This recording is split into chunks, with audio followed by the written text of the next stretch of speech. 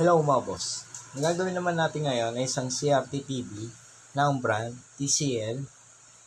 So ang issue nito, base sa customer, ayaw daw mag-on. So yun bali ang problema nitong TV. So try natin para makita nyo. So ayan, try natin. Switch on. So papasinin natin mga boss, ayan, hindi umilaw tong kanyang indicator. Kahit anong pindot natin dito sa kanyang main switch. Ayan. So yan bali ang problema nitong TV, no power. Kahit itong kanyang indicator mga boss, hindi umilaw. Ayan. Bale, yan yung ayusin natin ngayon. Pero bago yan, sa mga bago pa lang dito sa ating channel, wag niyo sanang kalimutan mag-subscribe. At pakipindot na rin yung notification bell para sa susunod na upload na gagawin natin, ma-notify kayo.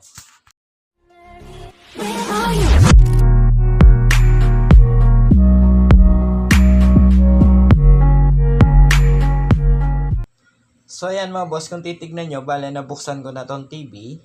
Kung papansinin natin tong loob nitong TV, ayan, itong kanyang mainboard. So hindi pa naman ganun karumi. Ayan. So bago tayo mag-check ng mga parts mga boss dito sa mainboard or mag-troubleshooting, so i-check na muna natin yung mga parts na yan tulad ng mga capacitor base sa tingin na muna. At kung meron bang bloated na capacitor or pumutok.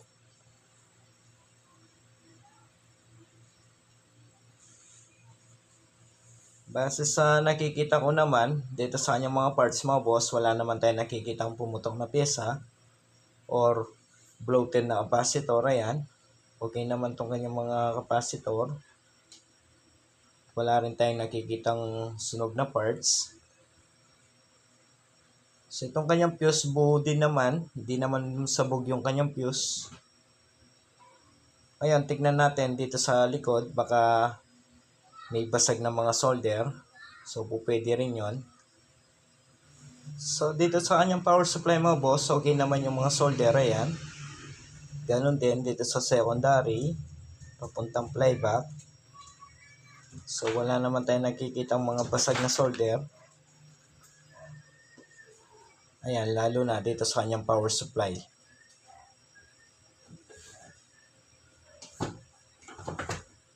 So dahil wala tayong nakitang sabog na parts or bloated na capacitor or pumutok, ganun din dito sa kanyang mga solder mga boss, wala rin tayong nakikitang basag. So gagawin na muna natin dito, bale magbo-voltage check na muna tayo. So yun na muna yung gagawin natin. So kunin ko na yung tester. Ayan mga boss, bale mag-check voltage na muna tayo. So yung set ng ating tester nasa DC volts, ayan. Tapos itong negative probe, bale dito ako naglalagay para isa na lang yung inahawak natin na test probe. So sa mga nagtatanong, ayan, alam nyo na kung saan ko nilalagay yung negative probe. Ngayon, itong positive probe naman mga boss, bale ito yung gagamitin natin pang test point. So susukatin natin dito yung kanyang B+. Papasinin nyo, walang data tong kanyang board. So hindi natin alam kung asan ba dito yung B+. So, i-trace ko lang muna para malaman natin kung alin dito yung kanyang B+.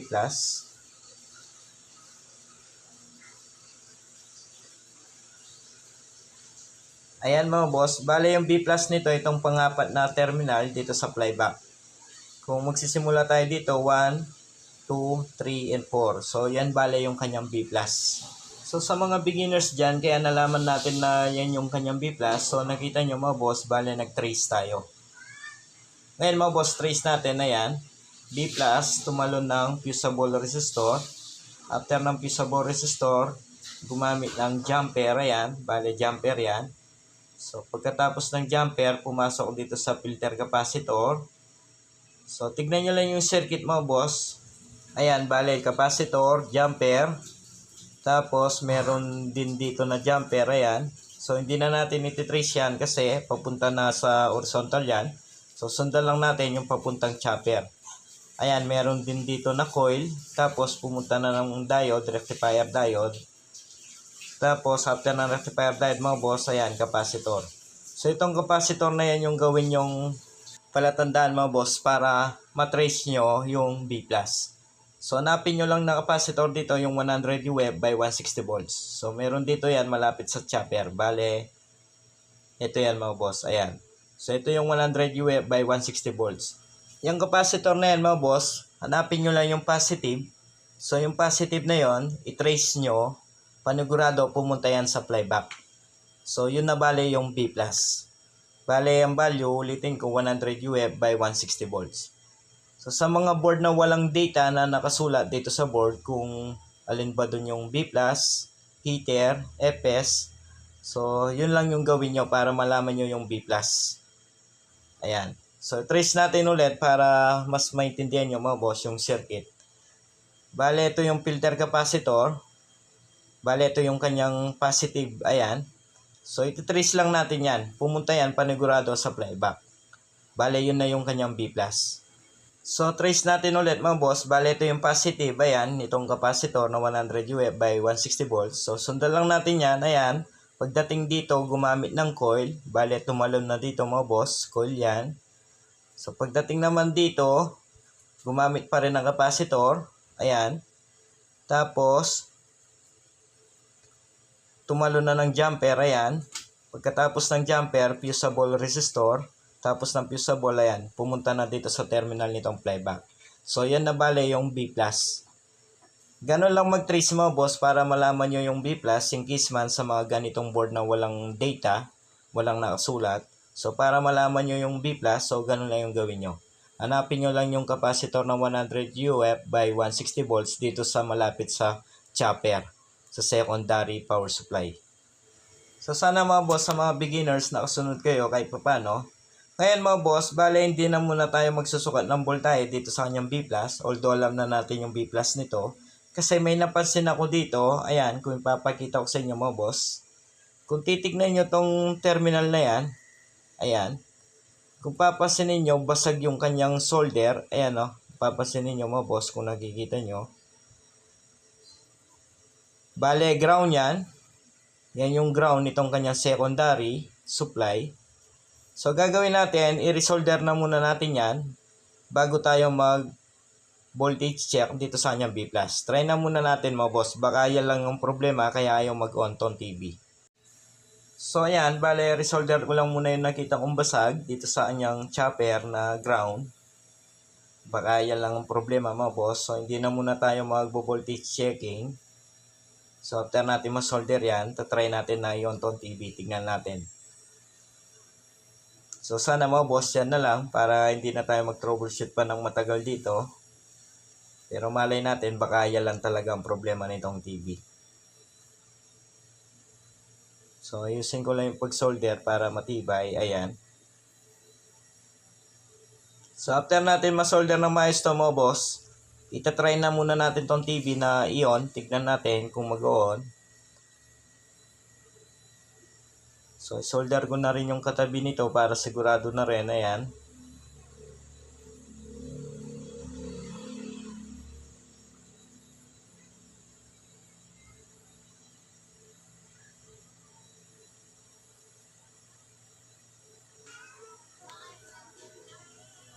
So, ayan mga boss.